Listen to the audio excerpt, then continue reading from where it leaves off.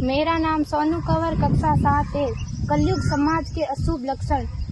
कुटुंब कम हुआ, संबंध कम हुआ, प्रेम कम हुआ, मर्यादा कम हुई, लाज लज्जा कम हुई, विनम्रता कम हुई, समर्पण कम हुए, पुस्तक वाचन कम हुआ, खान पान की शुद्धता कम हुई, बाल कम हुए, कपड़े कम हुए, नींद कम हुई, घी मक्खन कम हुआ, पीतल तांबे के बर्तन कम हुए, भाई भाई का प्रेम कम हुआ, सत्य कम हुआ, अतिथि कम हुए, धैर्य कम हुआ, श्रद्धा और विश्वास कम हुआ, बड़ों का सम्मान कम हुआ और भी बहुत कुछ कम हुआ जिससे जीवन सहज था, सरल था। संतान को दोष न दे।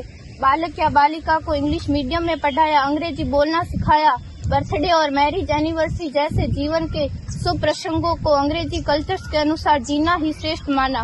माता पिता को मम्मी डैड कहना सिखाया। जब अंग्रेजी कल्चर से परिपूर्ण बालक या बालिका बड़ा होकर आपको समय नहीं देता, आपकी भावनाओं को नहीं समझता, आपको तुच्छ मानकर आपसे जुबान लड़ाता, जब आपको बच्चे में कोई संस्कार नजर नहीं आता, तब घर के वातावरण को गमगीन किए बिना, संतान को दोष दिए बिना एकांत में जाकर रो लीजिएगा, क्योंकि पुत्र या पुत्री की पहली वर्षगांठ से ही भारतीय संस्कारों के बजाय, मंदिर जाने के बजाय केक कैसे काटा जाता है, यह सिखाने वाले आप और अम्मी है। जब बच्चा पहली बार घर से बाहर निकलता है तो प्रणाम और आशीर्वाद के बदले बाय बाय कहना सिखाने वाले आप और अम्मी है। हम परीक्षा देने जाते समय इष्ट देव बड़ों के पैर छूने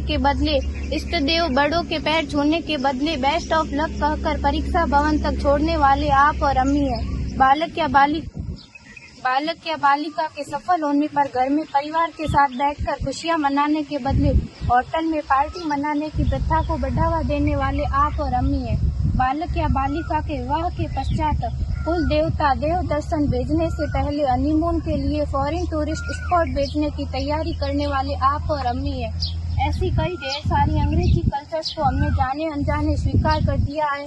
अब तो बड़े बुजुर्गों के पैर छूने में भी शर्म आती है। गलती किसकी? मात्र आपके माता और पिता की। अंग्रेजी अंतर्राष्ट्रीय भाषा है से काम का जेतु सीखना है, अच्छी बात है, लेकिन इसकी संस्कृति को अपने जीवन में उतारने की तो कोई बाध्यता नहीं थी। अपनी समृद्ध संस्कृति को त्यागकर नैतिक मूल्यों, मानवीय संवेदनाओं से रहित अन्य सभ्यताओं की जीवन शैली अपनाकर हमने क्या पाया? अवैध संबंध, टूटते रिश्ते, व्यसन युक्त धन, थके हारे मन, छल भरे रिश्ते, अनुशासनहीन संतानें, असुरक्षित समाज। एक बार विचार जरूर कीजिएगा कि संस्कारवान पीढ़ी क्यों आवश्यक है।